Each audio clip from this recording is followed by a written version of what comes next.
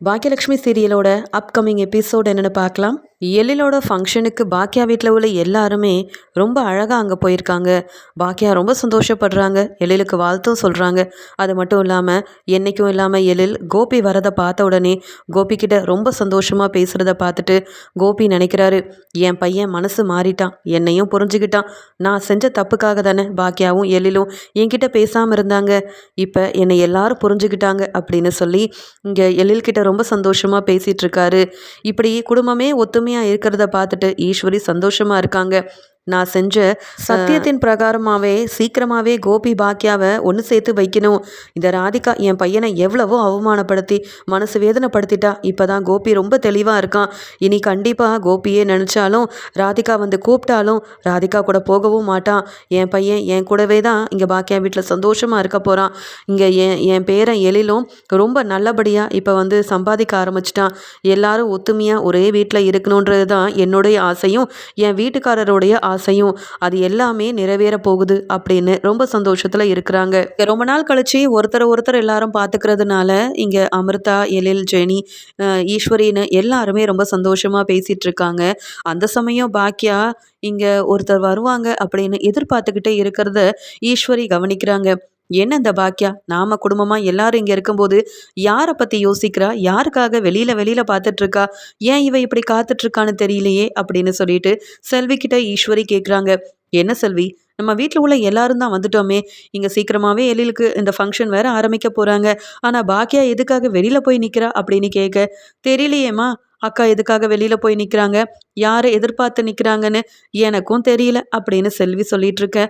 இங்கே வசந்தும் எழில்கிட்ட சொல்கிறாரு, உங்கள் வீட்டில் உள்ள எல்லாரும் வந்துட்டாங்களா எழில், அப்போ ஃபங்க்ஷனை நம்ம சீக்கிரமாகவே ஆரம்பிக்கலாமா அப்படின்னு சொல்ல, எழிலும் பாக்கியா கிட்ட போய், அம்மா என்னம்மா, நாங்கள் எல்லாரும் ஃபங்க்ஷன் ஆரம்பிக்கிறதுக்கு எல்லா ஏற்பாடையும் செஞ்சிட்ருக்கேன், நீங்கள் யாருக்காக காத்துட்ருக்கீங்க அப்படின்னு சொல்ல, அதுக்கு உடனே பாக்கியாவும், வேறு யாரும் இல்லை, என் ஃப்ரெண்டு ராதிகா உன் ஃபங்க்ஷனுக்கு வரணும்னு நான் ஆசைப்பட்டேன், அதனால தான் ஃபோன் பண்ணி வர வச்சுருக்கேன், இன்னும் ராதிகா வரலையேன்னு தான் காத்துட்ருக்கேன் எழில் அப்படின்னு சொல்ல, அப்படியாம்மா, நீங்கள் என்னவோ சந்தோஷமாக தான் ராதிகாவை கூப்பிட்ருக்கீங்க, ஆனால் பாட்டிக்கு இதெல்லாம் பிடிக்காதேம்மா, மறுபடியும் ஏதாவது பிரச்சனை செஞ்சிட்டாங்கன்னா அப்படின்னு சொல்ல, நீ கவலைப்படாத, இது உன்னுடைய ஃபங்க்ஷன், இன்னைக்கு உன்னுடைய நாள், நீ ரொம்ப சந்தோஷமாக இருக்கணும், ஆனாலும் உங்கள் அப்பா மனசு வேதனைப்பட்டு இருக்கிறத நான் பார்த்துட்டு தானே இருக்கேன், ராதிகா வந்தா இந்த பிரச்சனைக்கெல்லாம் ஒரு முற்றுப்புள்ளி வைக்கலாமே தான் வர சொல்லியிருக்கேன், நீ கவலைப்படாத, ஃபங்க்ஷனை நல்லபடியாக ஆரம்பிக்கணும், நான் சீக்கிரமாகவே வந்துடுறேன் அப்படின்னு சொல்லி எழில உள்ளே அனுப்புகிறாங்க பாக்கியா. இங்கே ஃபங்க்ஷன் ஒரு பக்கம் நல்லபடியாக நடந்துட்டுருக்கு. எழில் தன்னுடைய அம்மாவை பற்றி மேடையில் ரொம்ப பெருமையாக பேசிகிட்ருக்கு. அங்கே இருக்க எல்லாருமே பாக்கியாவை நினச்சி ரொம்ப சந்தோஷப்படுறாங்க. பாக்கியாவும், என் பையன் எழில் இப்போ இந்த நிலமையில இருக்கானா அதுக்கு காரணம் அவனுடைய தன்னம்பிக்கை, அவனுடைய நேர்மை, உழைப்புனால தான். அது மட்டும் இல்லாமல் இங்கே வந்திருக்க எல்லாத்துக்குமே புரியணும், உன் பையனால் சாதிக்க முடியாது, அவனுக்கு பெருசாக திறமை இல்லைன்னு. என் அத்தை ஈஸ்வரியே இங்கே எழில என்னென்னமோ பேசி வீட்டை விட்டு வெளியில் அனுப்பணும் அப்படின்னு கூட சொல்லிட்டு இருந்தாங்க. ஆனால் இன்னைக்கு என் பையன் எழில் இப்படி தலை நிமிர்ந்து நிற்கிறான், எனக்கு அவ்வளோ பெருமையாக இருக்குது. என்னை எவ்வளோ ஏளனமாக பேசினாங்களோ அது எல்லாத்துக்குமே இப்போ என் பையன் எழிலால் தான் சரியான நான் பதில் கொடுத்துட்ருக்கேன் அப்படின்னு எழில நினச்சி ரொம்ப சந்தோஷப்பட்டுட்டு இருக்காங்க பாக்கியா. அது மட்டும் இல்லாமல் எல்லார் முன்னாடியும் இங்கே பாக்கியலட்சுமியை மேடைக்கு வர வச்சு இங்கே ரொம்ப பெருமையாக புகழ்ந்து பாராட்டி பேசிகிட்டு இருக்கிறாரு எழில். இதை பார்க்கும்போது முன்னாடி இருந்த கோபியாக இருந்தால் ரொம்பவே சந்தோஷமே இல்லாமல் இங்கே சோகத்தில் கோபமாக இருப்பார். ஆனால் இப்போ பாக்கியாவோட நல்ல மனசை புரிஞ்சுக்கிட்ட கோபி இப்படி எழில் பாக்கியாவை புகழ்ந்து பேசுறதெல்லாம் பார்த்துட்டு அவ்வளோ சந்தோஷப்படுறாரு. நான் தான் பாக்கியாவை பற்றி புரிஞ்சுக்காம இத்தனை வருஷம் இருந்துட்டேன், ஆனால் என் பையன் எழில் பாக்கியாவோட நல்ல மனசை புரிஞ்சுக்க போய் தான் அவனுக்கு எல்லாமே நல்லதாகவே நடந்துட்டுருக்கு. என் பையன் மட்டும் இல்லை, பாக்கியாவும் என்றைக்கும் நல்லா இருக்கணும் அப்படின்னு நினச்சிட்ருக்காரு. இதெல்லாம் பார்க்குற ஈஸ்வரி நினைக்கிறாங்க, கோபி மனசு மாறிட்டான், சீக்கிரமாகவே பாக்கியா கிட்ட இதை பற்றி பேசி கோபியவும் பாக்கியாவையும் மறுபடியும் ஒன்று சேர்த்து வைக்கணும், அப்போ தான் என் பேரன் பேத்தி என் பசங்கன்னு எல்லாருமே ஒரே வீட்டில் சந்தோஷமாக இருக்க முடியும். என்னதான் கோபி மேலே பாக்கியாவுக்கு கோபம் இருந்தாலும் இத்தனை மாதம் ஆயிடுச்சு. அது மட்டும் இல்லாமல் ராதிகா கோபியே வேண்டான்னு உறுதியாக தன்னுடைய முடிவில் இருக்கும்போது ஏன் என் பையன் கோபி மறுபடியும் இந்த பாக்கியா கூட ஒன்று சேர்ந்து வாழக்கூடாது, இதுக்காக தான் இப்படி பாக்கியாவோட அருமை பெருமையை தெரிஞ்சுக்கிறதுக்காக தான் இப்படி இந்த ராதிகா தேவையில்லாமல் கோபியோட வாழ்க்கையிலேயே வந்திருக்கா போல. பாதியில் வந்த ராதிகா பாதியிலேயே போயிட்டா, இனி எந்த பிரச்சனையும் வராது என் பையனுக்கு அப்படின்னு நினச்சிட்டு இருக்காங்க. அந்த சமயம் பாக்கியா கூப்பிட்டதால வேற வழி இல்லாமல் ரொம்ப சந்தோஷமாக ராதிகா இங்கே எழிலோட ஃபங்க்ஷனுக்கும் வராங்க. இங்கே ராதிகா வருவாங்கன்னு எதிர்பார்க்காத இங்கே ஈஸ்வரி, கோபி எல்லாருமே பேரெதிர்ச்சி அடைகிறாங்க. ஆனால் ராதிகா ரொம்பவே சந்தோஷமாக எழில்கிட்ட வந்து வாழ்த்தெல்லாம் சொல்லிட்டு, இதுக்கு மேலே நீங்கள் இன்னும் சந்தோஷமாக இருக்கணும் எழில், அது மட்டும் இல்லாமல் நீங்கள் நல்லா சம்பாதிக்கணும், உங்கள் அம்மா எதிர்பார்த்த மாதிரி அவங்க பேரையும் காப்பாற்றணும் அப்படின்னு சொல்லிட்டு இருக்கிறாங்க. இதை பார்த்துட்டு ஈஸ்வரி நினைக்கிறாங்க, இந்த ராதிகா கோபியோட வாழ்க்கையில் மறுபடியும் வரக்கூடாதுன்னு நினச்சா இவ எதுக்கு என் பேரனுடைய ஃபங்க்ஷனுக்கெல்லாம் வந்திருக்கா அப்படின்னு கோவப்பட்டுட்டு சீக்கிரமாகவே இந்த ராதிகா கிட்ட பேசி எப்படியாவது என் பேரன் எழிலோட ஃபங்க்ஷன்ல இருந்து ராதிகாவை முதல்ல வெளியில் அனுப்பணும். கோபியும் ராதிகாவும் கண்டிப்பாக பேசிடவும் கூடாது, மறுபடியும் ஒன்று சேர்ந்துடவும் கூடாது. நான் நினச்சது மட்டும்தான் நடக்கணும். என் பையன் கோபி சந்தோஷமாக பாக்கியா கூட மட்டும்தான் வாழணும் அப்படின்னு நினச்சிட்டு இங்கே ராதிகா கூட பேச இங்கே ஈஸ்வரி போகிறாங்க. அந்த சமயம் இங்கே ராதிகா தனியாக நிற்கிறத பார்த்துட்டு கோபி நினைக்கிறாரு, கண்டிப்பாக ராதிகாவை வர வச்சது பாக்கியாவாக தான் இருக்கும். நான் கூப்பிட்ருந்தா கூட ராதிகா அந்த ஃபங்க்ஷனுக்கு வந்திருக்க மாட்டாங்க. ஆனால் இங்கே பாக்கியா கூப்பிட போய் தான் தன்னுடைய ஃப்ரெண்டுக்காக தானே ராதிகா இங்கே வந்திருக்காங்க. எனக்காக தான் ராதிகாவை பாக்கியா வர வச்சுருப்பாங்க. இப்போயாவது நான் பேசி ராதிகா எந்த ஒரு நிலைமையில் இருக்காங்கன்னு தெரிஞ்சுக்கிட்டு மன்னிப்பு கேட்டாவது ராதிகா கூட நான் ஒன்று சேர்ந்து வாழணும். இத்தனை மாதம் நான் தனியாகவே இருந்துட்டேன் பாக்கியாவோட வீட்டில். ராதிகாவோட நினப்பு மட்டும்தான் எனக்கு இருக்குது அப்படின்னு சொல்லி மெதுவாக ராதிகா கிட்ட பேசுறதுக்காக போகிறாரு கோபி. இது எல்லாத்தையுமே ஈஸ்வரி நின்று பார்த்துக்கிட்டே நிற்கிறாங்க. இங்கே கோபியை பார்த்த உடனே கோபிக்கிட்ட பேச கொஞ்சம் கூட விருப்பப்படாத ராதிகா அங்கேருந்து போயிடுறாங்க. இப்படி ஒவ்வொரு தடவையும் ராதிகா கிட்ட பேச போன கோபி அவமானப்பட்டு நிற்கிறத ஈஸ்வரி கவனிக்கிறாங்க. என் பையனே பேச போனாலும் இந்த ராதிகாவுக்கு எவ்வளோ திமிரு இருந்தா பேசாமல் அவ பாட்டுக்கு போவா. இந்த ராதிகாவால் தானே கோபி இத்தனை நாள் கண் கலங்கி அழுதுகிட்டே இருந்தான். ஆனால் அதை பற்றி கொஞ்சம் கூட யோசிக்காம கோபிக்கிட்ட பேச பிடிக்காத ராதிகா எதுக்கு இந்த ஃபங்க்ஷனுக்கு வரணும்? எல்லாரும் முன்னாடியும் என் பையன் கோபியை அவமானப்படுத்துறதுக்காக தான் வேணும்னே இந்த ராதிகா இந்த ஃபங்க்ஷனுக்கு வந்திருப்பா போல. இந்த ராதிகாவை சும்மா விடக்கூடாது அப்படின்னு சொல்லிட்டு ஈஸ்வரி ரொம்ப கோவமாக ராதிகாவை பார்த்து சொல்கிறாங்க, என்ன ராதிகா, உனக்கு இங்கே என்ன வேலை? எதுக்காக என் பேரனோட ஃபங்க்ஷனுக்கு நீ வந்த அப்படின்னு கேள்வி கேட்குறாங்க. அதுக்கு உடனே ராதிகாவும், நானா விருப்பப்பட்டு வரலை, என்னை கூப்பிட்டதே பாக்கியா தான். அவங்களுக்காகவும் அவங்க மேலே உள்ள பாசத்துலேயும் தான் நான் வந்தேன். நான் கொஞ்ச நேரத்தில் கிளம்பிடுவேன். இப்போ என்ன பிரச்சனை உங்களுக்குன்னு கேட்குறாங்க. அதுக்கு உடனே ஈஸ்வரியும், இங்கே வர உனக்கு கொஞ்சம் கூட அசிங்கமாக இல்லை? என் பையனை அவமானப்படுத்தி டிவோர்ஸ் வேணும்னு சொல்லி தேவையில்லாமல் அவனுக்கு பிரச்சனைக்கு மேலே பிரச்சனை தந்த நீ உன் ஃப்ரெண்டு பாக்கியா கூப்பிட்ட உடனே இங்கே வரணுன்ற என்ன அவசியம் இருக்குது? இங்கே தான் கோபி இருப்பான்னு தெரியும். கோபி நீ வந்தால் கண்டிப்பாக உங்ககிட்ட பேசணும்னு முயற்சி செய்வான்னு உனக்கு தெரியும். கோபியை விட்டு பிரியணும்னு நினச்ச நீ மறுபடியும் இங்கே பாக்கியா கூப்பிட்டுருந்தாலும் நீ வந்திருக்கவே கூடாது. நீ பார்த்துக்கிட்டே இரு. நீ இங்கே கோபியை எவ்வளோ அவமானப்படுத்தினியோ அதே மாதிரி உன்னை வேணும்னே அவமானப்படுத்துறதுக்காக இங்கே பாக்கியாவையும் கோபியவும் நான் ஒன்று சேர்த்து வைக்க தான் போகிறேன். உன் முன்னாடியே அவங்க 2 பேரும் சந்தோஷமாக வாழ தான் போகிறாங்க. அப்போ தெரியும் இந்த ஈஸ்வரி யாருன்னுட்டு. என் பையனையா கண்கலங்க வச்ச உன்னை நான் சந்தோஷமாக இருக்கவும் விட மாட்டேன், உன்னை சும்மா விடவும் மாட்டேன். முதல்ல மரியாதையாக இங்கேருந்து கிளம்பு. இது என் பேரனோட ஃபங்க்ஷன். நாங்கள் எல்லாரும் சந்தோஷமாக இருக்கணும்னு வந்தால் நீயும் தேவையில்லாமல் இங்கே வந்து நிற்கிற. உன்னால் இவ்வளோ நேரம் சந்தோஷமாக இருந்த கோபி எவ்வளோ அமைதியாக கண்கலங்கி ஓரமாக போய் நிற்கிறான் பாரு.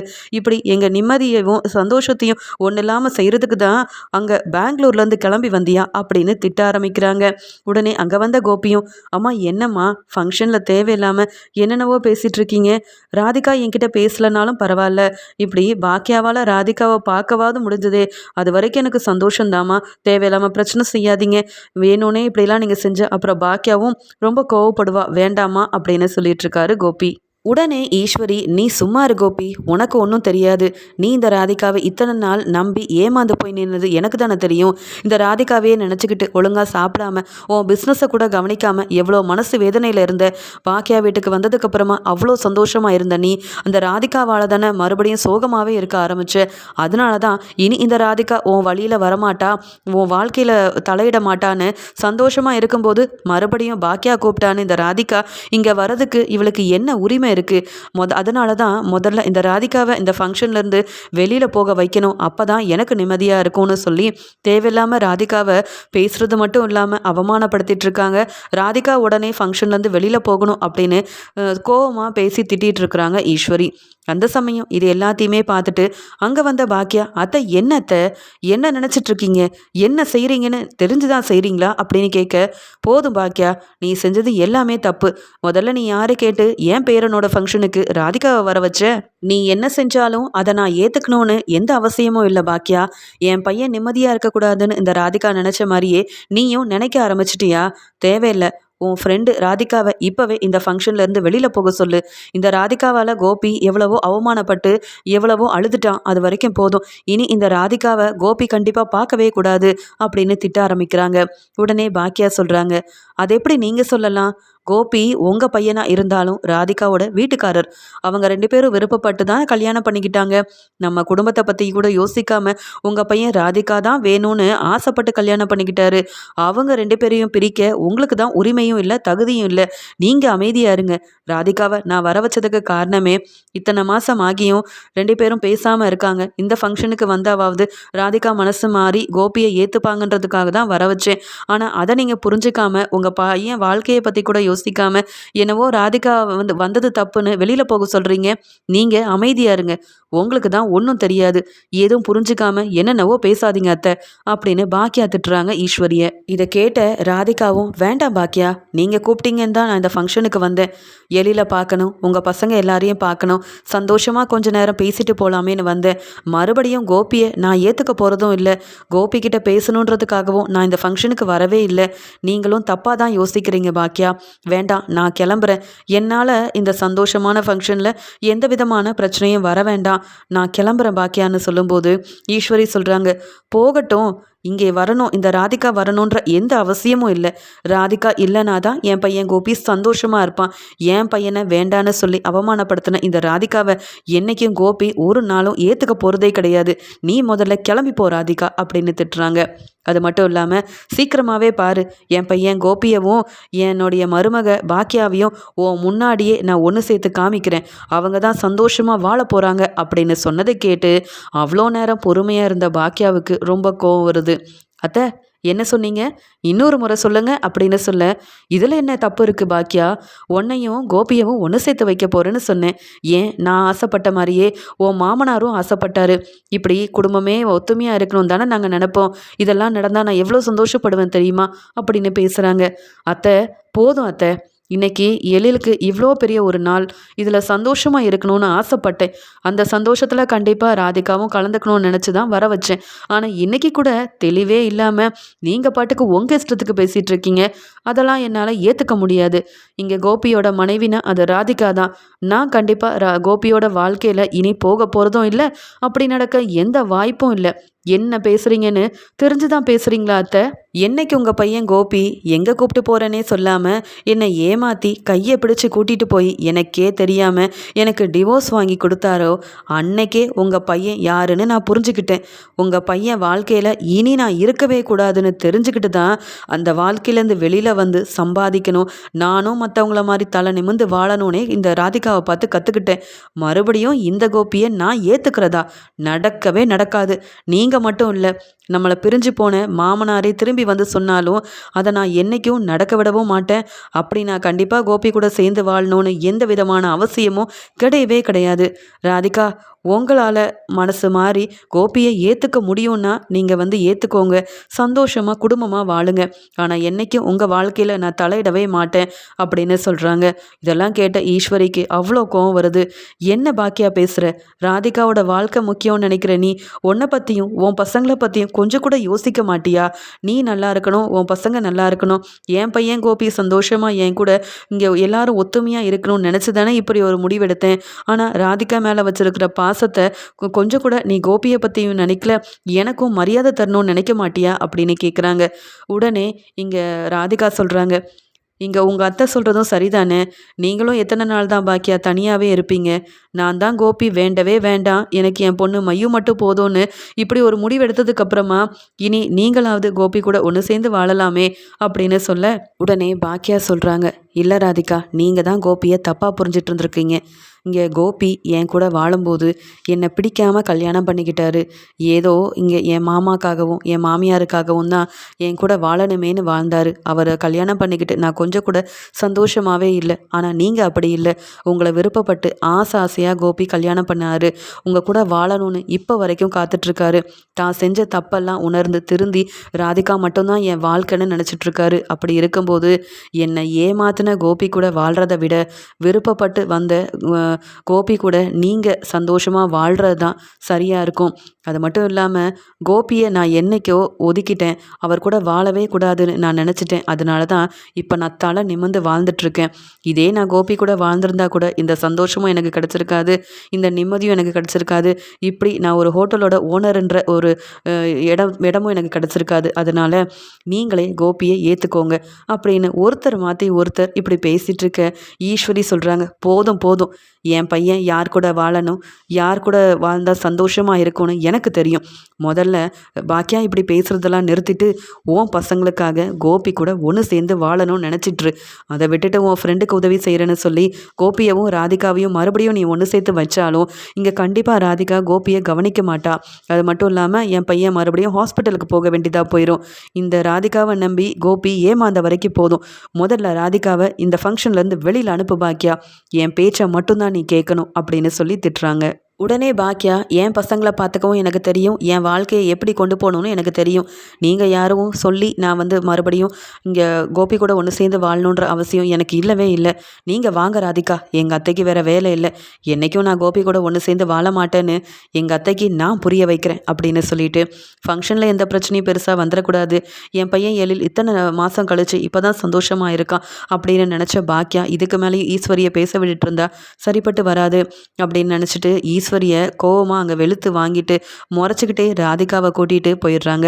வெளியில் வந்த ராதிகாவும், நான் தான் பெரிய தப்பு செஞ்சிட்டேன் பாக்கியா, என்னை மன்னிச்சிடுங்க. நீங்கள் கூப்பிட்ருந்தாலும் இந்த ஃபங்க்ஷனுக்கு நான் வந்திருக்கக்கூடாது. என்னால் தானே ஈஸ்வரியத்தை உங்களையும் திட்ட ஆரம்பிச்சிட்டாங்க, மறுபடியும் அவமானப்படுத்த ஆரம்பிச்சிட்டாங்க அப்படின்னு கண் கலங்கிக்கிட்டே ராதிகா பேச அதுக்குடனே பாக்கியாவும், அதெல்லாம் ஒன்றும் இல்லை, நீங்கள் மனசு மாறியிருப்பீங்க, கோபியை உங்கள் கூட ஒன்று சேர்த்து வைக்கலான்ற ஆசையில் தான் நான் உங்களை வர சொன்னேன். கோபி உங்களையே நினச்சிட்ருக்காரு, புரிஞ்சுப்பீங்கன்னு நினைக்கிறேன்.